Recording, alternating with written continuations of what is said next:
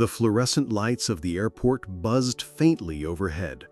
Travelers rushed past with rolling suitcases, flight announcements crackled through the speakers, and the smell of stale coffee lingered in the air. But in front of the first-class check-in counter, the usual rhythm of travel was about to shatter. A black woman in her 40s, dressed in an immaculate navy suit, stepped forward with quiet confidence. She handed over her passport and first-class ticket, expecting nothing more than a polite nod before boarding. Instead, the gate agent raised an eyebrow, smirked, and laughed loudly enough for nearby passengers to hear. "First class," the agent sneered. "Are you sure this is yours?" Whispers rippled through the line. A man behind her chuckled. Another passenger pulled out their phone, ready to record. The woman froze, humiliation burning in her chest. This wasn't the first time she'd been underestimated, but it stung all the same. Then came the words that shifted the room. "You'll need to step aside. This doesn't look right." The crowd's eyes followed her as she was moved away, like a criminal under suspicion. But what the staff didn't know was who she really was, and what was about to follow would shake the industry itself. The humiliation wasn't just about losing a seat. It was about dignity, about belonging, and about timing. This wasn't a casual trip for her. She was en route to deliver the keynote address at one of the largest financial conferences in the world. Hundreds of CEOs, investors, and industry leaders were waiting to hear her speak. Her face was on the event program. Her name headlined the schedule.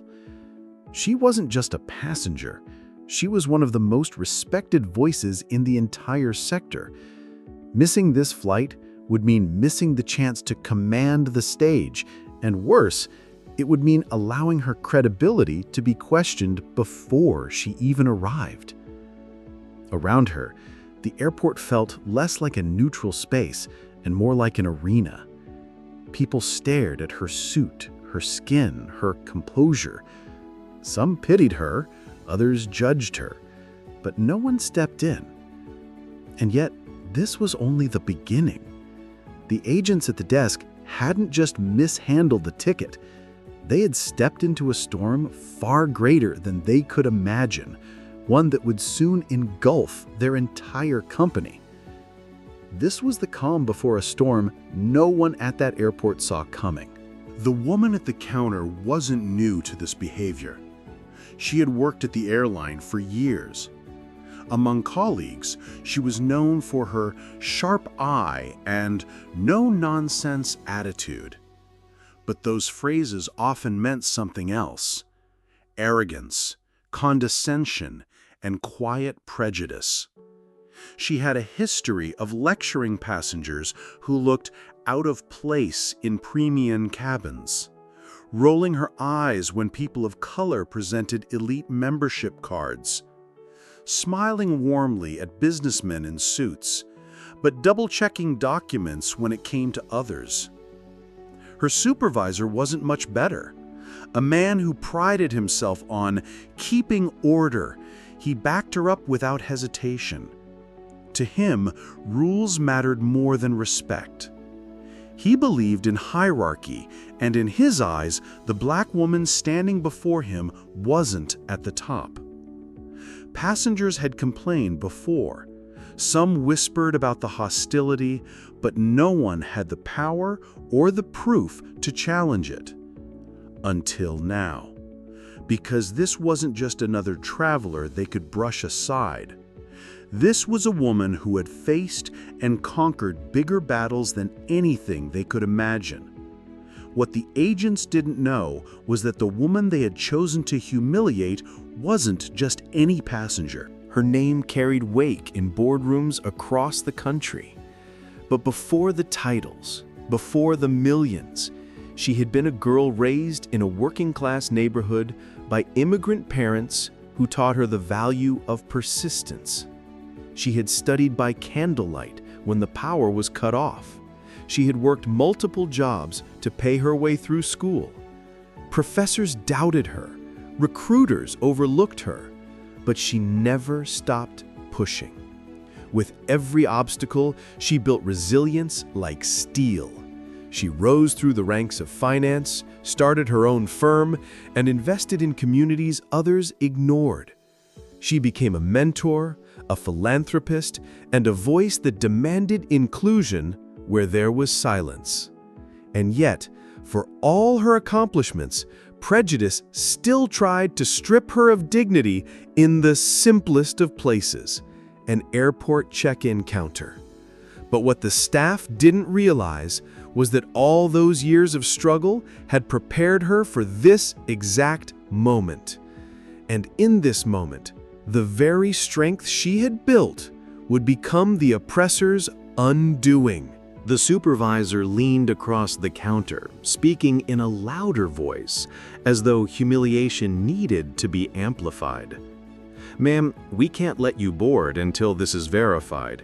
You'll need to wait over there. If you can't provide further proof, we may have to cancel this ticket." Gasps broke out in the crowd. A woman whispered, "How embarrassing." A man muttered, "Classic scammer." The businesswoman's hands tightened around the handle of her briefcase. Her cheeks flushed, but her posture stayed tall. Years of boardroom battles had taught her that composure was power. She calmly asked, "And what proof would you like? The purchase receipt? The card used? Or perhaps the CEO who invited me personally?" The supervisor smirked. "Don't get smart. Just wait. Security may need to get involved." Phones were out now, recording.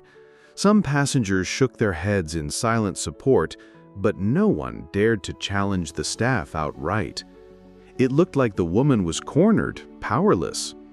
But just when it seemed like she had no control left, she reached into her bag, pulled out her phone, and made one call that would change everything. She dialed a number with practiced calm, her voice steady. "Hi, it's me. I'm at the airport. I'm being denied boarding. Yes, with a valid ticket." On the other end, silence. Then, "We'll take care of it." Within minutes, calls ricocheted across the airline's executive offices. Directors scrambled. Messages flew across secure channels. Who was this woman? And why was she calling board members directly? Because what the staff didn't know was that this businesswoman wasn't just a keynote speaker. She was also a major investor in several multinational corporations, including firms that had deep partnerships with the very airline now humiliating her. Back at the gate, tension thickened. The supervisor tapped his foot, impatient. Still waiting on that proof. But suddenly, the desk phone rang. The agent answered, her smirk dissolving. Her supervisor leaned in, listening, his face paling. They hung up, glanced nervously at the woman, then quickly pulled her boarding pass back onto the scanner. Miss Williams," the supervisor stammered, voice suddenly polite. "There's been a mistake. We sincerely apologize. Please, board at your convenience." The crowd erupted in whispers. Who is she? What just happened? Phones lit up as people uploaded clips. Black woman denied boarding, then flips the script in seconds. By the time she walked down the jet bridge, first-class seat guaranteed, the balance of power had completely shifted. The same employees who had humiliated her were now trembling, knowing the call they had just received came from far above their pay grade. And what none of them realized yet was that this was only the beginning. Because the humiliation they had tried to bury in an airport terminal was about to explode into headlines worldwide. By the time her identity was revealed, the oppressor's careers and the airline's reputation were hanging by a thread. Within hours, the incident spread online. Clips uploaded by bystanders went viral. Hashtags like "respect her" and "airline humiliation" trended worldwide. News outlets picked up the story. "Prominent investor denied first-class seat," one headline read. "Airline faces backlash over racial bias," declared another. Stock analysts took notice. If the airline could treat an industry leader this way, what did it say about their culture? Investors began to question. Shares dipped, and the board scrambled to issue statements. The employees involved were suspended pending investigation. Internal emails leaked, showing executives in full crisis mode. Competitors seized the moment, promising better service and inclusivity. The ripple effect wasn't just about one woman's mistreatment, it was about the credibility of an entire company. But as satisfying as the downfall was, something far more powerful was about to emerge. When she finally spoke publicly, it wasn't with anger or vengeance. She stood on stage at the financial conference, applause roaring through the hall. Instead of dwelling on humiliation, she turned the incident into a lesson. This wasn't about one flight, she told the audience. It was about dignity, about the assumptions we face daily, and about the responsibility corporations have to treat every human being with respect.